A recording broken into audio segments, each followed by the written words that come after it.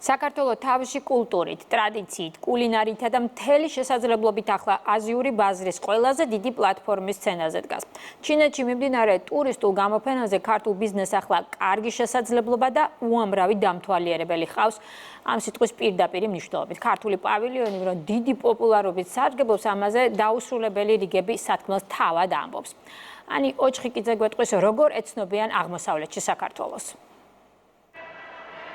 უწყვეტ ნაკადად მეოთხე დღეა დამთვალიერებელი შანხაიში საქართველოს სტენდთან საკუთარ რიგს ელოდება საერთაშორისო იმპორტის უმსხვილეს გამოფენაზე China International Import Expo-ზე. საქართველოს წელს საპატიო სტუმარი ქვეყნის სტატუსითაა წარდგენილი, რაც ქვეყანას აძლევს საშუალებას საკუთარი კულტურა, პროდუქცია და პოტენციალი მსოფლიო აუდიტორიას გააცნოს. ჩვენ გვაქვს უპრეცედენტო ინტერესი ჩვენი ეროვნული პავილიონის მიმართ. ამასთან ერთად ბიზნესების ნაწილში ასევე გვაქვს რეკორდული მაჩვენებლები კომპანიებისგან, როცა ისინი აღნიშნავენ, რომ ეს ცნობადობა, ეს ინტერესია საქართველოს წელს გამოიწვია განსაკუთრებული აღმოჩნდა მათთვის. მიმდინარე გამოფენაზე საქართველოს უპრეცედენტო მასშტაბითაა წარმოდგენილი. 1000 კვადრატულ მეტრზე გათავსებულია 3 საგამოფენო სივრცე, გასტრონომიული ზონა, ასევე ტანსაცმლისა და აქსესუარების განყოფილება. სააგენტო აწარმოებს საქართველოში უმსხვილეს გამოფენაში 40-მდე კომპანიასთან ერთად მონაწილეობს.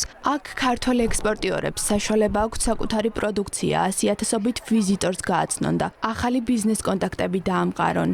დაინტერესება საკმაოდ მაღალია. რაც შეეხება ჩინურ ბაზარს, საკმაოდ დიდი ბაზარია და ჩვენთვის ძალიან საინტერესოა ჩინურ ბაზარზე შემოსვლა. ბევრი ვიზიტორი ყავდა, არაერთი პროდუქცია გავყიდეთ და მათ შორის იყო რამოდენიმე საინტერესო ბიზნეს შემოთავაზებაც, რომლებთანაც გავაგზავნებთ აუცილებლად კომუნიკაციას.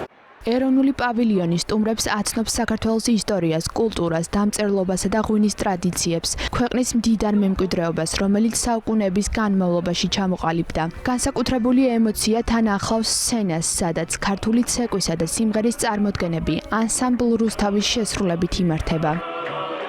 მიზანია და მისია, რომ წარმოადგინოთ უნიკალური ქართული კულტურა აქ და წარმოვაჩინოთ ჩვენი ქართული სული, ქართულ ცეკვასა და სიმღერაში, მრავალხმიანობაში.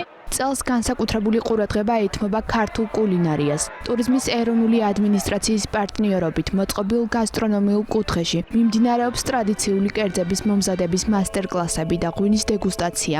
შანხაის გულში ქართული შეფმზარეულების სხვადასხვა რეგიონული კერძებით სტუმრებს ქართული სტუმართმოყვარეობით მასპინძლობენ. უწყვეტი რიგია, ნახეთ, წრეზე მიდის, მეორე, მესამე წრეზე მიდის ხალხი. მიზანიც ეგ იყო, ხო, ჩვენი აქ ყოფნის და აი ესეთი ფურორის მოხდენის. ძალიან მოწონთ ჩვენი კერძები. ვფიქრობ, ჩვენი ქვეყნისთვის იქნება პირველ რიგში კარგი იმ მხრივ, რომ ეს ხალხი გაიცნობს ჩვენ ქვეყანას უფრო ახლოს. ჩინეთის მარკეტი საკმაოდ დიდი არის და ფართო და დიდი მოთხოვნა არის ასევე სხვადასხვა პროდუქტებზე. და იმედი გვაქვს, რომ შევძლებ გაფრთხილება სამარკეტშიც.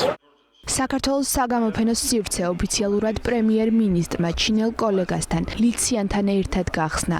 საერთაშორისო იმპორტის გამოფენას დაახლოებით 150,000 ვიზიტორი ესწრება, რაც კიდევ ერთხელ უსვავს ხაზს საქართველოს პოტენციალს საერთაშორისო ბაზარზე.